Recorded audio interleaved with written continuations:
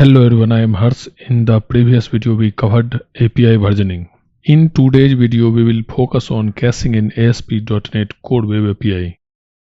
I will explain why caching is needed, how it improves performance and how to implement caching in Web API using simple and practical examples. By the end of this video you will clearly understand how caching helps reduce response time and server load in real world applications. Let's get started. Let's first understand what is caching. Caching is a process of storing copies of frequently used data in temporary high-speed storage locations so that future requests can be served much faster. It is used to reduce latency, lower load and improve scalability by reusing previous computed or retrieved data instead of recomputing or refetching it. There are multiple types of caching available in ASP.NET Core, like we have in-memory caching, output caching, response caching, distributed caching and hybrid caching. This we will see one by one with the example. First, let's understand what is in-memory caching.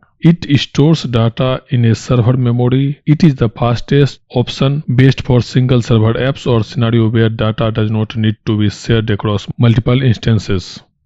Now let's see how to implement in-memory caching. We have to request iMemory cache instance in the constructor, meaning that we have to inject iMemory cache in our controller. Let's inject it. I will say iMemory cache. Import the namespace. I will say memory cache. Now how to use it? First let's have a key for memory cache. I will create one field private read only and I will say string cache key equal to I will say product cache. Now this we can use in the get all because here we need to get the detail of all the products. So instead of calling every time the database, we will get from the cache. So how to store this in cache?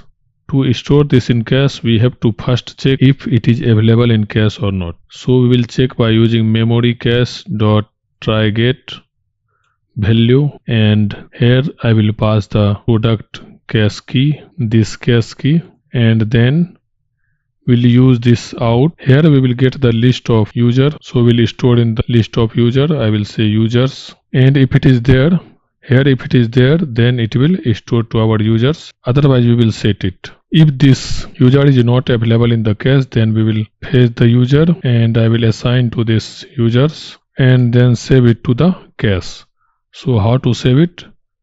To save it we have the option like memory cache dot set. So here we need to specify the key, which is cache key, and the data which we want to save to the cache, which is our users. Let's first see this, and now our cache is saved, and now we have to configure in the program.cs file. Here we have to add builder.services.add memory cache. This is how we can add. Let's run the application. I will add the breakpoint here, and this is URL versioning, so I will call the URL versioning API. This is the one. I will test it. I will click on send. Okay, here we have to specify the version. I will say 1.0 and then I will click on send. You can see this hit the breakpoint here first time. Let's continue it. Let's try to send again we are getting it hit the breakpoint. Let's continue. Here we have to use this users. Here continue. Let's test it again. I will say 1.0, then click on send. It did not hit this breakpoint because it's already saved in our cache. Let's click on send multiple time. We are getting the data from the cache, not from the database. So if we want to set the expiration time, like when this cache should clean, for that we have the class which is memory cache entry option, which will set the expiration time. How to set it? Let's see. Where memory entry option equal to new memory cache entry option, and then here I will set the memory cache entry option. Then here we have one method which is set absolute expiration, and here I will set the time span from second. I will say 10 seconds. Pass this entry option here. Now let's run. It is running now. Let's refresh the page here. Let's test this. I will pass 1.0 and then I will click on send. It hit the breakpoint here. Let's continue it, and then again I will send it. It call again. Why it call again? Let's see what is the issue. Let me give some more time here. I will say 30 seconds. Then I will rerun it. Refresh this page. Test this request 1.0. Then send it. It hit the breakpoint first time. Let's send it again. It hit it again. It hit it. Why? It hit the breakpoint, but it did not call the database. Let's continue and wait for 30 seconds. We'll click on send. Still 30 seconds is not completed. Wait for some more seconds. Let's send it. Now you can see now it is calling our database because time is expired. That's why it is calling the database again. So this is how we can set the expiration time of our cache. We have some other option like sliding. We can set sliding expiration. What it means? If the cache entry is not accessed for more than the 30 seconds, then it get evicted from the cache. Each time the cache entry is accessed, it remain in the cache for further 30 seconds. So if I will keep it for 10 seconds, let's rerun it. So what will happen if we access it again in 10 seconds? Then we will have that value in the cache. If it access after 10 seconds, then our value will be not there. Let's see it. Let's refresh this page, test it, send it. It will call this database. Let's send it again. It is there in our cache. That's why it is not calling the database. Let's continue it, and I will wait for some more time, and then I will click on send. Let's now click on send. It hit the breakpoint, and if we see here, it is calling our database because we have not accessed this API within 10 seconds. That's why it will call it again. This is use of sliding expiration time. We can also set the priority using set priority method. We can say set priority, and here we can say check item priority dot. We have these options like normal, high, never removed. If you don't want to remove, then we can use this never remove. So I will use this thing. If you don't want to use this object, then also here you can pass the expiration time, which will configure with the relative expiration. So the cache entry get evicted from the cache after this time. What we will configure here, even if it's accessed within this timeout, it will be evicted within this time. What we will specify here, like if we want to specify this, then it will expire within 10 seconds. Let's check it. Refresh this page. Click on test request. Click on send. It will call this method and it will call the database.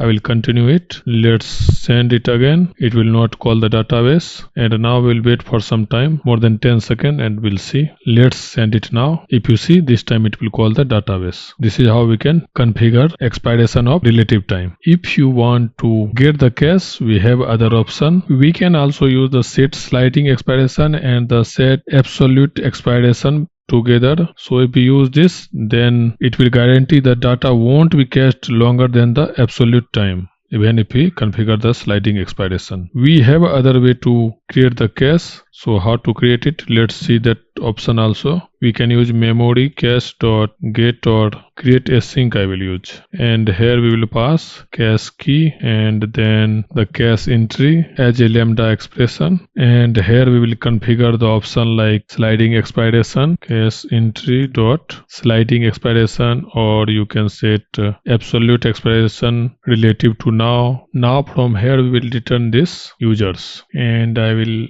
add async here, and I will store to the user here user equal to this, and for now I will comment this and we will return it as a response. So here what will happen, if it is not added to the cache, then it will add to the cache, otherwise it will return the user. Let's add the breakpoint here and let's run it. Let's refresh this page, test the request, set the version, click on send. It will trigger this hit point. Let's continue and it will call this return method, means our database. Let's continue it, and after 30 seconds here we are getting the exception, the type invalid operation exception. What is that error? Let's see it here. Okay, here we have to add await. Let's rerun it and refresh this page now. Test the request, set the version and click on send. It hit the breakpoint. Let's continue. It called the database. Let's continue it. This time we are getting the response. We'll wait for 30 seconds because we have added 30 second expiration time, and then I will click on send it again. It hit the breakpoint. Let's continue. This time it did not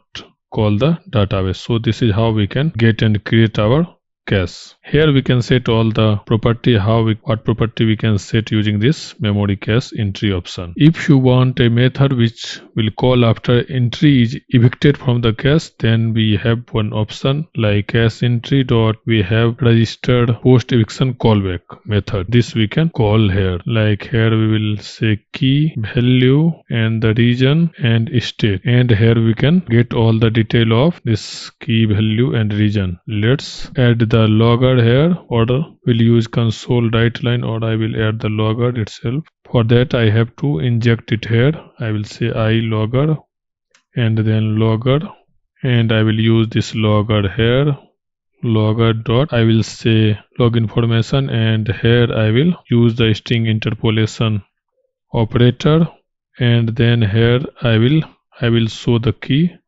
and then region and then state. This much I want to show in the log. When entry is evicted from the cache, then we will get all this information, means this method will call on the eviction of the cache. Let's rerun this, and I will add the breakpoint here. Let's refresh this page, test this request, set the value here, send it. We are getting invalid operation exception. Why we are getting it? Here I have done one mistake, so let me pass the controller name here. I will say user controller. Let's rerun it. Let's refresh this page, test the request, set the version, click on send. It hit the breakpoint. Let's continue. It is calling the database. Let's continue and wait for 30 seconds. Let's click on send it. Click on send. Then we see it hit the breakpoint. Let's continue. It is going to call the database, but now as time expired, so we'll call this registered post eviction callback method, and here we can see the key, product, cache, and then the region, and the state is null. Let me change the name here, product. So this is what we will get here in the registered post eviction callback method. So I hope you learn how to implement the in-memory cache, how to add the expiration time of cache, and also how to add the callback method when time is expired in the in-memory cache. That's all for this video. If you found this video helpful, let's subscribe this channel and share this video with your friends.